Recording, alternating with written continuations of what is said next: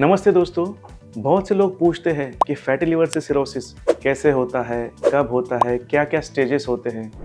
तो आइए जानते हैं इस वीडियो में। हेलो फ्रेंड्स, मैं हूं डॉक्टर चेतन कलाल, लिवर स्पेशलिस्ट। तो सबसे पहले सिरोसिस ये कोई अचानक नहीं बनता है, एक दिन में नहीं बनता है। ये एक बहुत स्लो प्रोसेस है और इसको स्टेजेस में ये प्रोग्रेस करते रहते हैं। तो सबसे पहली स्टेज जो होती है वो होती है सिंपल फैटी लिवर, जिसमें सिर्फ फैट जमा होता है जो कि 5% से ज़्यादा होता है लीवर में।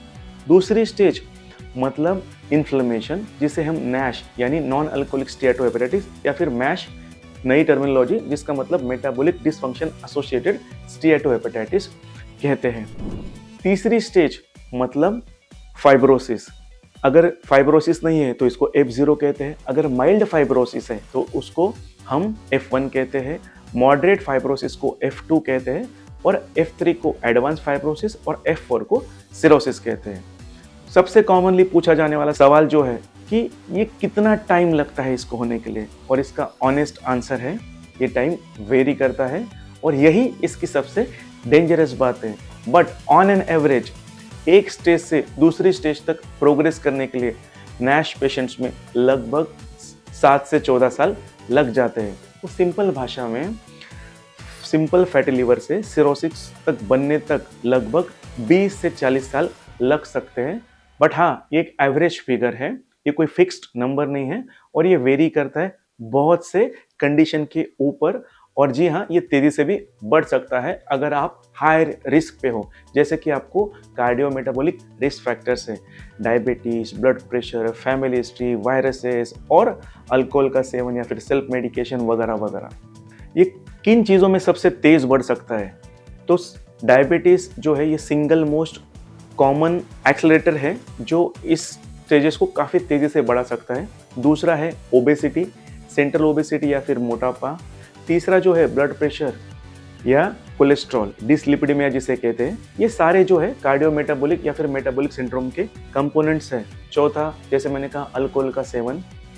पांचवा, अगर आपकी उम्र 45 से 50 के आगे है, क्योंकि जैसे जैसे उम्र बढ़ती जाती है लीवर की रीजनरेटिव कैपेसिटी कम होती जाती है।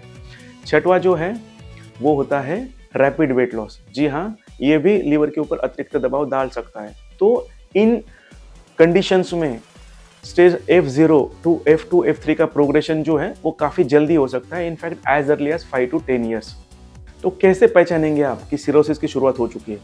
अनफॉर्चुनेटली अर्ली स्टेजेस में कोई साइन सिम्टम्स नहीं होते हैं और अर्ली स्टेज जिसे कंपनसेटेड स्टेज भी कहा जाता है उसे इंसिडेंटली डिटेक्ट किया जाता है। नॉर्मली अगर आपके लैब पैरामीटर्स में प्लेटलेट काउंट कम है, नॉर्मली ये 1.5 लाख से कम अगर है, या फिर अल्ब्यूमिन जो है वो कम है, या फिर PTA INR जो लीवर का सिंथेटिक फंक्शन बताता है वो बढ़ा हुआ है, तो सिरोसिस होने की जो संभावना है वो काफ़ी बढ़ जाती है। सोनोग्राफी पे लीवर की जो लाइन्स है वो इरेगुलर हो जाना, लीवर स्मॉल हो जाना, श्रंकन हो जाना, non invasive scores, blood parameters जो है जैसे FIB-4 इंडेक्स, ये अगर 2.67 से है जो ब्लड पैरामीटर से आप कैलकुलेट कर सकते हो, ये अगर हो बढ़ा हुआ है, या फिर फाइब्रोस्कैन पे आपकी KPA या लीवर स्टिफनेस ज़्यादा है, 12 से ऊपर है, तो आपको सिरोसिस होने की संभावनाएं बहुत ज़्यादा है।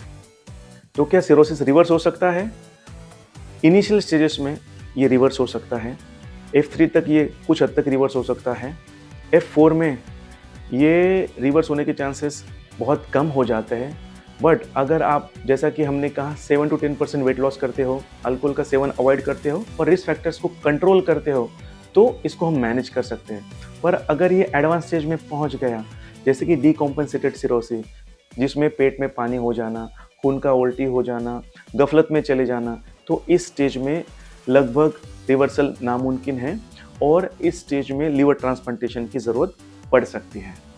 तो जाते जाते दोस्तों, सिरोसिस कोई फिक्स टाइमलाइन नहीं है। अगर डायबिटीज़, ब्लड प्रेशर, ओबेसिटी या फैटी लिवर है, ये फिक्स कॉम्बिनेशन इसको एक्सलेट ज़रूर करता है। तो अगर आपको रिस्क फैक्टर्स है तो अर्ली डिटेक्शन ही इसका सबसे प्रैक्टिकल तरीका है अर्ली स्टेजेस में इसको रिवर्स करने का। तो अगर ये वीडियो आपको पसंद आया तो इसको लाइक करो, सेव करो, शेयर करो एंड कमेंट करो और इसको ज़्यादा से ज़्यादा दोस्तों तक पहुँचाओ ताकि वो भी सतर्क रह सकें थैंक यू।